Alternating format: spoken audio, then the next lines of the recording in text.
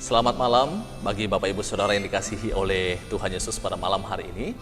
Kembali lagi pada malam hari ini saya akan mengajak kita untuk merenungkan kebenaran firman Tuhan.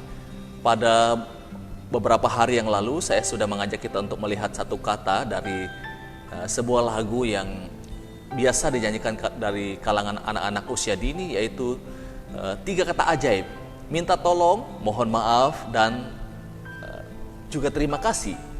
Nah, kita sudah belajar pada poin yang pertama, yaitu dari kata minta tolong. Dan hari ini saya akan mengajak kita untuk melihat kata yang kedua, yaitu mohon maaf.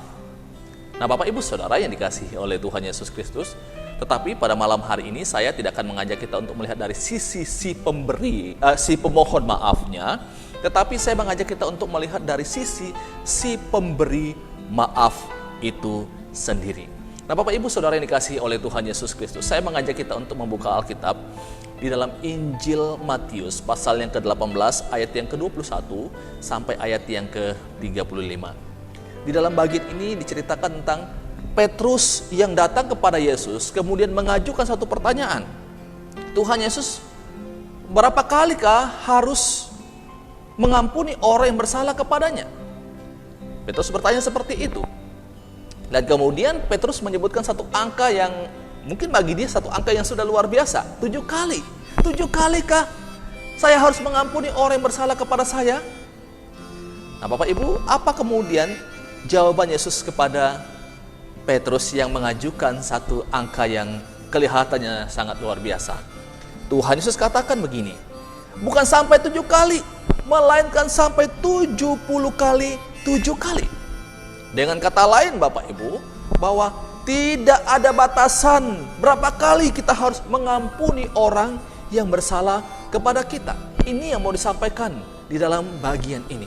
Nah, Bapak Ibu Saudara yang dikasihi oleh Tuhan Yesus Kristus, ketika Yesus kemudian memberikan jawaban terhadap pertanyaan daripada Petrus, maka kemudian kalau kita membaca kisah selanjutnya, Tuhan Yesus kemudian memakai satu perumpamaan untuk menjelaskan bagaimana pengampunan ini. Nah, Bapak Ibu Saudara, kalau kita membaca dalam kisah ini diceritakan tentang seorang yang punya hutang, ya, seorang yang punya hutang 10.000 talenta. Ini satu angka yang sangat-sangat besar Bapak Ibu, 10.000 talenta. Nah, kemudian orang ini yang punya hutang ini tidak mampu untuk membayar hutangnya. Nah, tapi kalau karena belas kasihan daripada tuannya mau kemudian membebaskan dia dari hutangnya. Nah, Bapak Ibu Saudara yang dikasihi oleh Tuhan Yesus Kristus, ketika ia kemudian dibebaskan dari hutangnya, dan kemudian dia keluar dan bertemu dengan seorang yang pernah berhutang kepada dia, dikatakan oleh bagian ini 100 dinar. 10.000 dinar dibanding dengan 100 dinar, satu angka yang sangat jauh berbeda sekali Bapak Ibu. Nah, Bapak Ibu, kita lihat orang yang tadinya dibebaskan dari hutangnya, yang sebenarnya Bapak Ibu, dia tidak akan pernah mampu untuk membayar hutangnya yang 10.000 talenta, karena ini adalah satu angka yang sangat-sangat besar.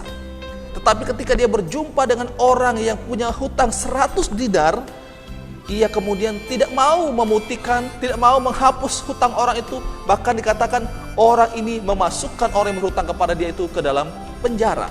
Nah, kita lihat Bapak Ibu, dari kisah ini sangat-sangat miris. Orang yang memiliki hutang 10.000 talenta dibebaskan, dihapuskan hutangnya. Tetapi hutang orang yang sedikit kepada dia, malah dia tidak mau memberikan atau menghapus hutang orang yang berhutang kepada dia itu. Nah, Bapak Ibu Saudara yang dikasihi oleh Tuhan Yesus Kristus, inilah satu gambaran tentang kehidupan saya dan saudara. Raja yang disebutkan dalam bagian ini Bapak Ibu, raja yang penuh dengan belas kasihan. Inilah menunjukkan tentang kasih Allah kepada manusia. Kita orang-orang yang berdosa, kita tidak akan pernah mampu untuk membayar dosa kita. Kita tidak akan pernah mampu untuk terbebas dari hutang dosa kita. Oleh karena belas kasihan daripada Allah lah, Ia datang untuk melepaskan kita daripada hal itu. Nah, Bapak Ibu, kalau Allah sudah membebaskan kita, kalau Allah sudah menyelamatkan saya dan saudara, mengampuni saya dan saudara akan atas dosa-dosa yang sudah kita lakukan, Maka hal yang sama juga Allah mau agar kita juga mengampuni orang-orang yang bersalah kepada kita. Nah, Bapak Ibu Saudara yang dikasihi oleh Tuhan Yesus Kristus, inilah dasar kita mengampuni orang-orang yang bersalah kepada kita. Mengapa kita mengampuni orang lain? Mengapa kita memberikan maaf kepada orang lain? Karena Allah terlebih dahulu sudah memaafkan kita. Allah terlebih dahulu sudah mengampuni dan menghapus semua hutang dosa kita. Maka saya dan saudara juga melakukan hal yang sama. Ketika ada orang lain yang bersalah kepada kita, kita juga harus mampu untuk memaafkan mereka. Karena Allah sudah terlebih dahulu mengampuni kita. Nah, bagi Bapak Ibu Saudara yang mungkin sangat sulit untuk melepaskan pengampunan, orang-orang yang mungkin sudah pernah menyakiti Anda, sangat sulit bagi Anda untuk mengampuni mereka, dan Anda terus memikirkan akan hal itu. Bapak Ibu, saya mau katakan pada malam hari ini, ketika Bapak Ibu tidak bisa memberikan pengampunan kepada orang-orang yang sudah menyakiti Anda, yang Anda sedang benci pada hari ini, maka kembali baca firman Tuhan ini. Kembali mengingat akan kasih karunia Allah. Ingat akan pengampunan yang Allah sudah berikan kepada kita. Ingat akan hal itu. Ketika kita mengingat akan kasih Allah yang sudah mengampuni kita, maka kita juga akan menyadari bahwa kita harus juga mengampuni orang yang bersalah kepada kita. Bapak Ibu Saudara yang dikasihi oleh Tuhan Yesus Kristus, jangan menjadi orang yang egois. Jangan hanya mau minta pengampunan daripada Tuhan, tetapi kita tidak mau memberikan pengampunan kepada orang lain. Demikian firman Tuhan untuk kita pada malam hari ini. Selamat malam, Tuhan Yesus memberkati kita semua. Amin.